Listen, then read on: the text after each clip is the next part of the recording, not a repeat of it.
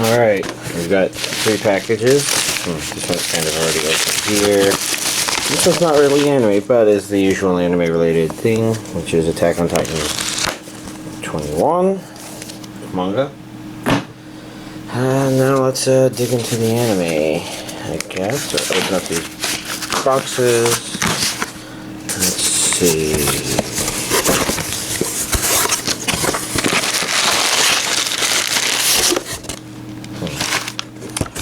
Yeah, looks like everything's in here. This feels like it's been a while since I've gotten a rolled up Right Stuff anime package. Let's see. These. Let's take a quick peek. This is Sword Art Online the movie.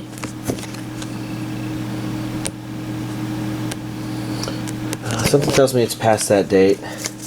These now have a 30 on them. And this needs to be opened.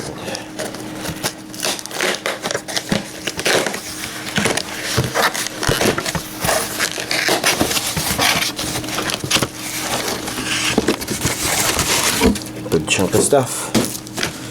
But before we get onto that, we've got 2 other things to add to the top of that pile. And then some non-anime stuff. Let's see. This is newer releases of Star Trek Deep Space Nine, Season 7, 6, and 5, which completes Deep Space Nine. I picked up Weird Science and Looper, and Watchmen was a gift. The Deep Space Nine stuff was also a gift. A birthday gift.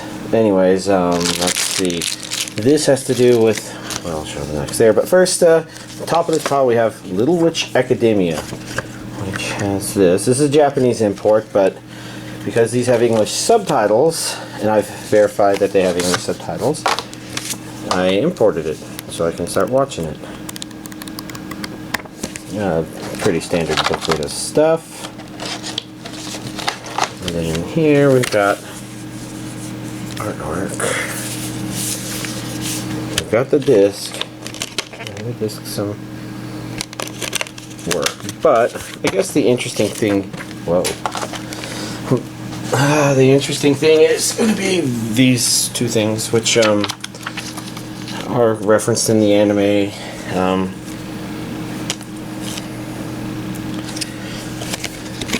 I do wonder how many of these there's going to be. There's 3 episodes on this Blu-ray.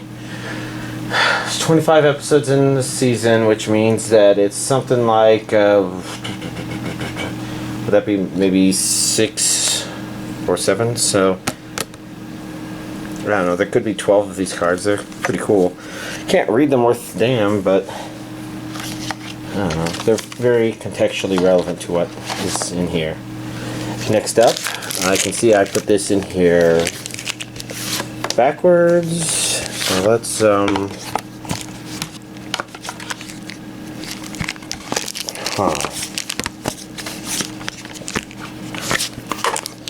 okay, yeah, maybe backwards as in like it should have been in there like so. There we go, because then that's a One Punch Man showing. And this came with, I think, pre-ordering it from Right Stuff. You can see it's a pin with the Hero Guild stuff on it. So let's now take this stuff back out. Take a look. So this is the Blu-ray DVD combo itself. That says Region A. It's dubbed. I can confirm I watched it. The inside we've got the Shonen Jump thing. Bam bam.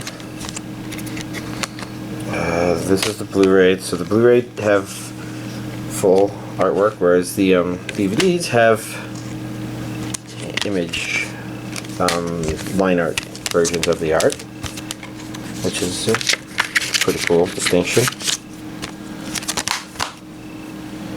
Let's see, and then if I put this on the bottom, Then I can take a look here. One Punch Man notes. Looks like a lot of your standard stuff. A little manga in there. Not sure the context or contents.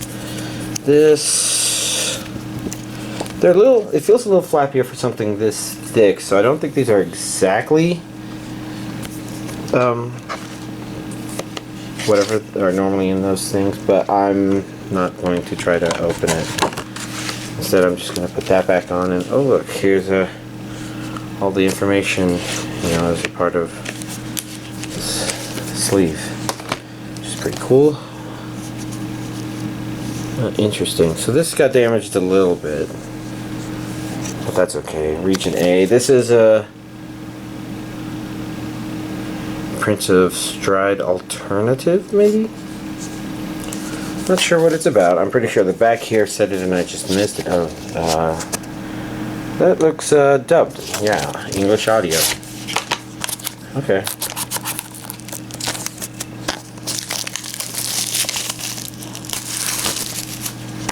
On the insides, we've got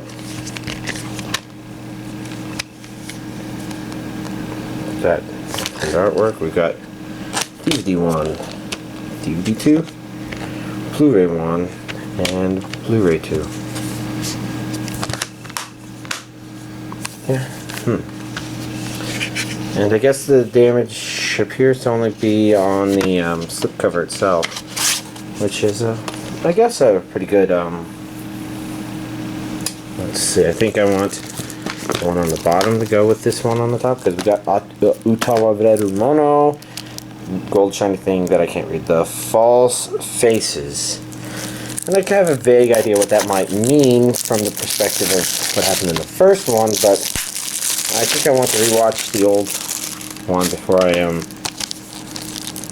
this. And these are, of course, Sentai releases. Different masks, different paths, and she's not wearing all that much. Well, I guess Utawarerumono kind of always... Oh, is this dubbed? Yeah, it's dubbed. What about region? Region A, dubbed. This feels like a lot more than 3 discs. 2, 3, 4, 5. Which makes me think that 25 episodes according to the bottom of that.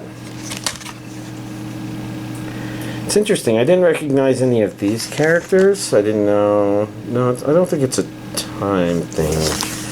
But then the image art of the characters on the inside were all of well, okay, some unfamiliar faces there. A lot of unfamiliar faces.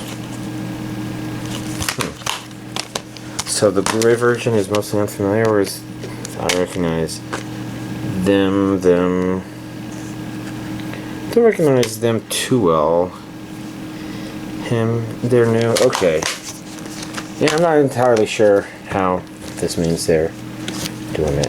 Okay, once again, digging down here because we've got a Dragon Ball Z Kai, the final chapters, part 1, which for a while I thought that was Gohan just because the angle made him look so much smaller, but no, that's Vegeta. Region A, as English dubbed as expected. So, DBZ Kai stopped after the Cell games. This continues with the Majin Buu stuff. I'm just going to open these and set them aside.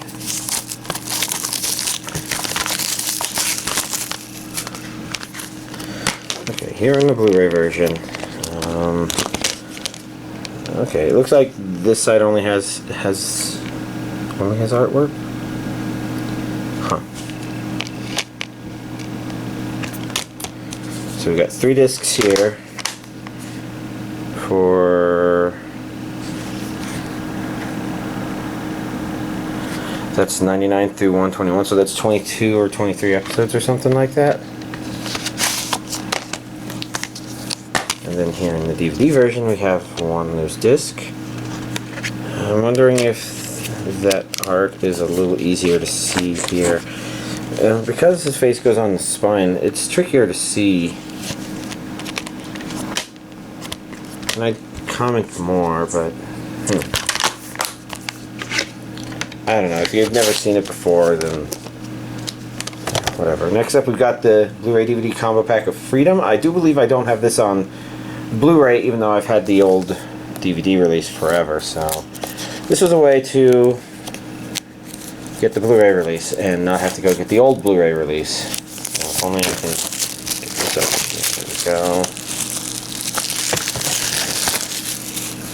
It feels small, but I think the original was only 3 episodes long. We got Region A audio. We got English and Japanese options, so yeah, dubbed. Oh.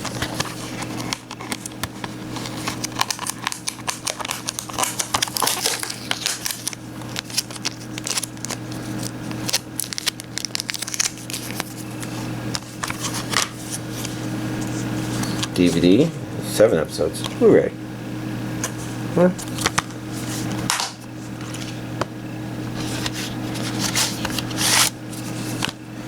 Next up, we've got Snow White with the Red Hair, Season 2. This DVD Blu-ray version.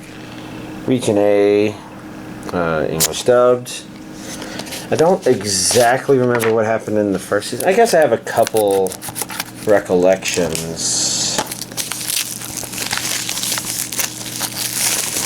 And I kind of remember it being good, maybe not as good as, let's see, Yuna? I don't remember. Dawn something. Well, first up we've got DVD 1 episodes 13 through 19, DVD 2 episodes probably 20 through something. And this looks like the Blu-ray, but tricky to see.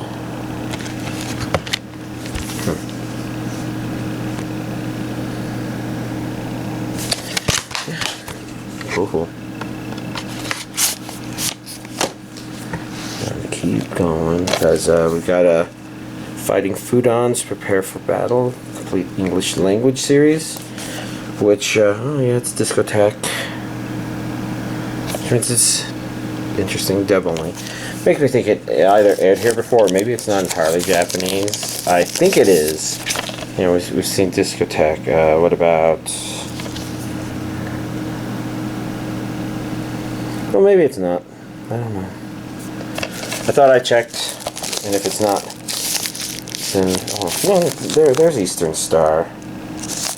If they're not Japanese, I don't know. It looks very anime style-ish. Of course, it's a discotheque release.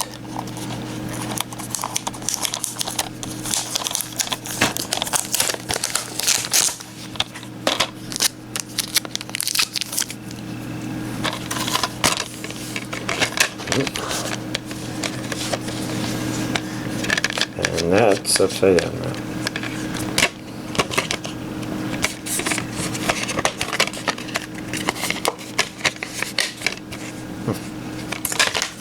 Yeah, well, that's that. Don't know what else to say about it.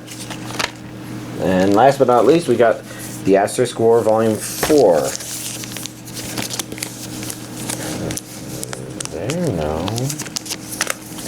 There we go. Right here under the, I don't know, how would you describe it?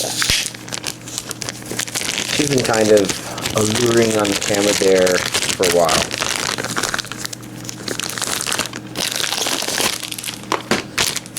Toss that.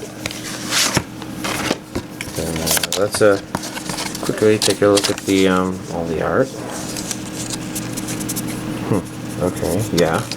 It's a slightly erotic kind of cover. Slightly, I guess. On the inside, I guess we got a bunch of stuff. We've got a booklet. Now I can just put this back in as I go. Probably a lot of the artwork we saw in there and more we'll see in here. Questionnaire. This raises a question of where's the proof of purchase? I didn't drop it, right? Maybe they stopped doing that. Maybe People didn't want to be reminded they were paying a lot of money for an Imagination. Sorry, an Aniplex release. Then we got 2 discs cases here. Yeah, this one's a compact disc. So it says disc 3 compact disc. So it's probably a soundtrack or something. Maybe a character sounds.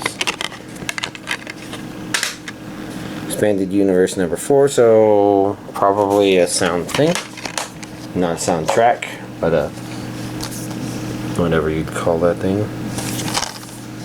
And this is number 4. Disc 1, disc 2.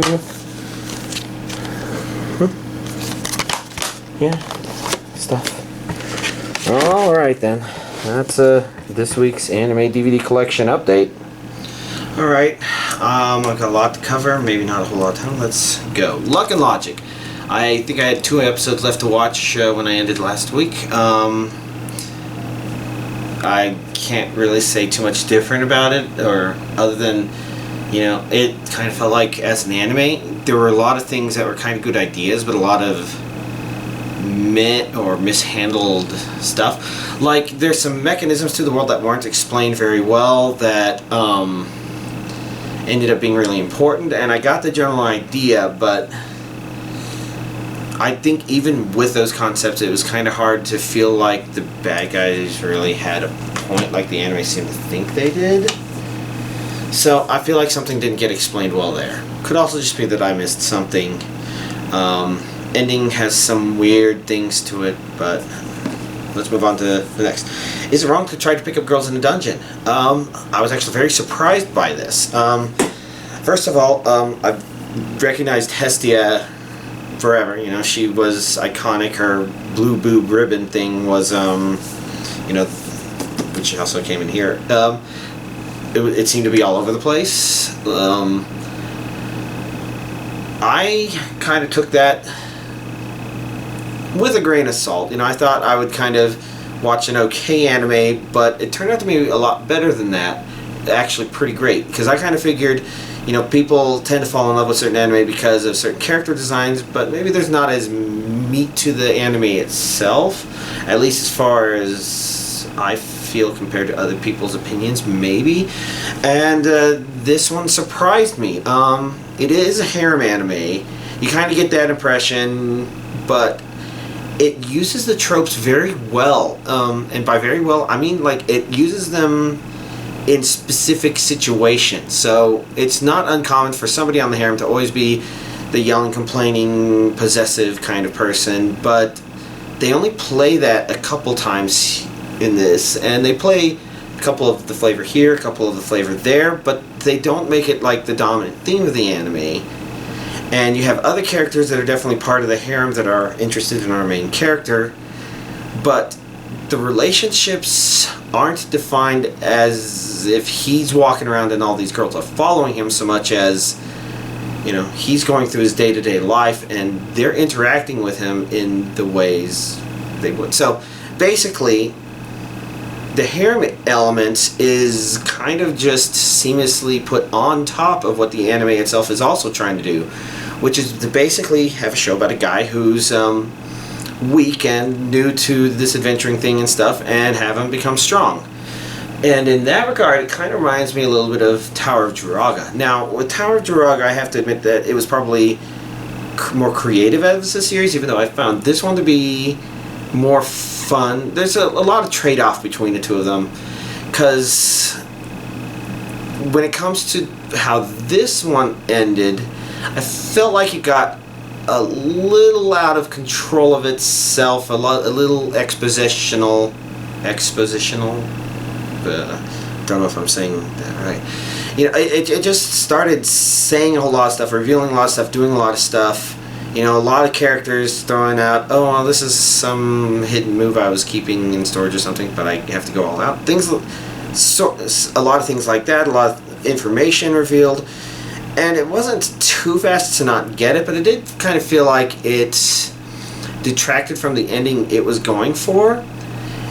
But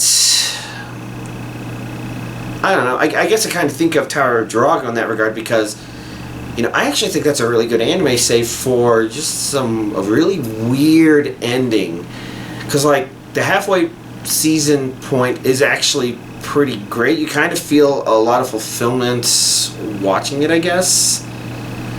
And this one comes very close, but doesn't quite get there. But I think that the overall execution it went through was better in terms of the weak guy getting strong, whereas Tower Jiraga just kind of had a slightly orthogonal something or the other. I don't know.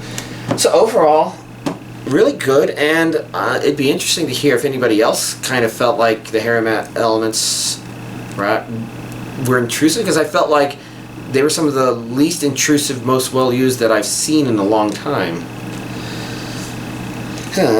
Anyways, I also watched Season 1 of My Hero Academia. Obviously, I think Season 2 is airing right now, and I think that's being simuldubmed or something.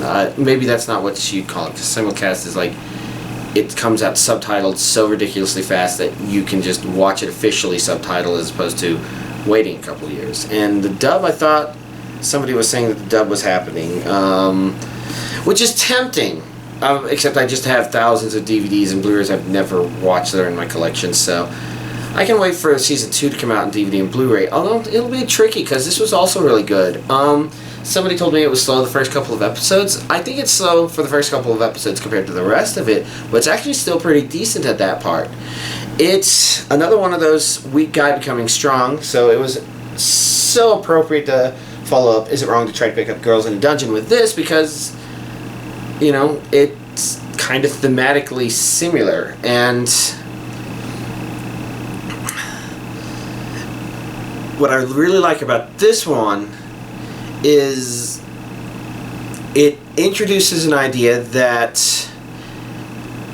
has a lot of potential to get out of control really fast, but for some reason they're still able to keep it under control, and I think it has to do with not taking any of the usual shortcuts that a lot of anime do. Now, this isn't quite to say that it's not taking any, because conceptually it kind of has to take some. It's a funny premise. 80% of the world has superpowers. Non-superpower guy wants to be a superhero. Okay, that alone probably sells it, because that's a complete inversion on the way it's normally set up.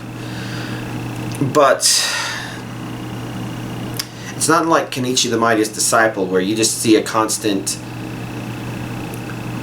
well-defined flow from weak to strong. But it's avoiding some of the things where it's like, oh, well, he's still going to be able to out-clever this person with this superpower or something like that. No, it stays within the realm of he's weak and he probably does need superpowers, but it's making progress in a way that feels satisfying. So it's being clever with itself, and overall it was good. I would have preferred to have twice as much content, which is why not watching Season 2 is tricky. Then, of course, apparently I was on the thematic related anime roll, because then I watched One Punch Man, because that arrived Saturday, and the friend that comes over Saturday wanted to watch it, and I have to say it was pretty good. Although coming off of My Hero Academia, it's tricky because there's some satisfaction here that doesn't exist here, which you'd expect, because the entire premise is that he kills everybody in one punch and he's just kind of bored with things. And there's some real risk there as to it stagnating and not having something to really do with itself. Well, the characters like that, but it managed to come up with stuff and have stuff happen and keep you very invested and entertained. Overall, I can understand exactly why this one was good. I mean, so far these three anime I think were all really great, and I have to agree, One Punch Man was great. Next up, I watched Little Witch Academia TV Volume 1, which has the first 3 episodes. I'm trying to think, because I know, like, I've seen the rating and it's rated lower than, like, the old Little Witch Academia, I think. And I think I can kind of understand why. For starters, if you're kind of wondering what this is in relation to the other stuff, it's kind of a reboot, because I don't think the stuff that happens in the others can happen in the same context under which this happened. For very simple example is the way the main character finds Shiny Rod.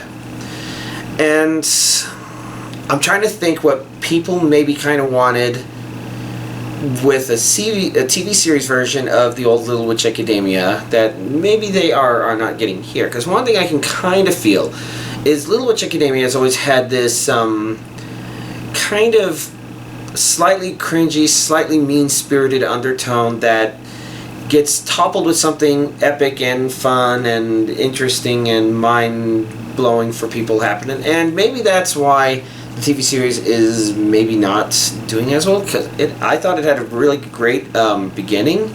There were some parts where I was unsure if I wanted to go on because I didn't want to see the confrontation that was going to happen. I guess I'm a confrontation avoiding kind of person.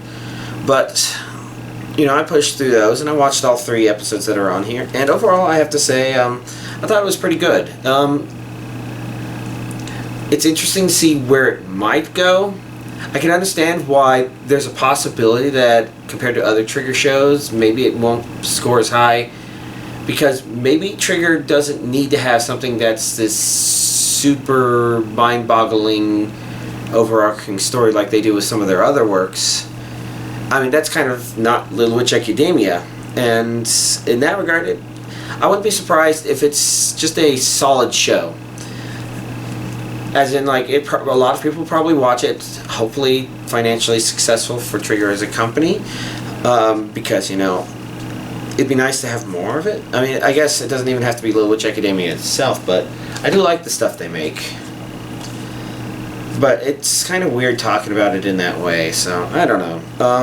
And then I started watching Dagashi Kashi, thankfully also written on the back, so I don't have to try to remember it. And I'm like 4 or 5 episodes in, and it's being pretty entertaining. Maybe it's not 4 or 5, maybe it's 3 or 4. I don't know. The last couple of days are confusing. But, again, it's pretty entertaining so far. It's interesting because she's kind of a little off her rocker, like characters from maybe Arakawa Under the Bridge, I guess. Like, she doesn't seem to be entirely grounded in reality.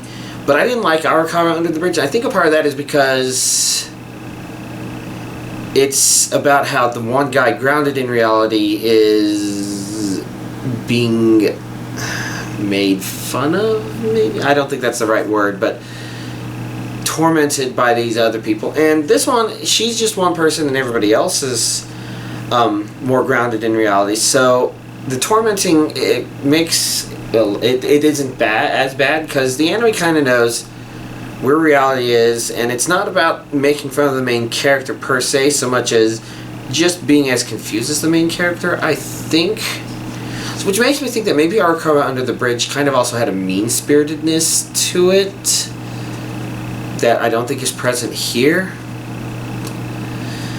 That said, I'm not quite sure what it as an entire series may do, but so far, does that mean I've only seen 6 characters? I guess. Outside of that, I don't know if I have much else to talk about. I haven't pre-ordered next month's stuff yet, so I should probably do that this week before next week rolls around and next month's stuff starts shipping without me. But before then, I don't know, it's going to be a tough night. So here's hoping I get this on YouTube. And if I don't respond this time, it's definitely because we're deploying stuff into production. And my team's part of that. So, yeah, I'm prepared. Hopefully, we'll all have a nice week.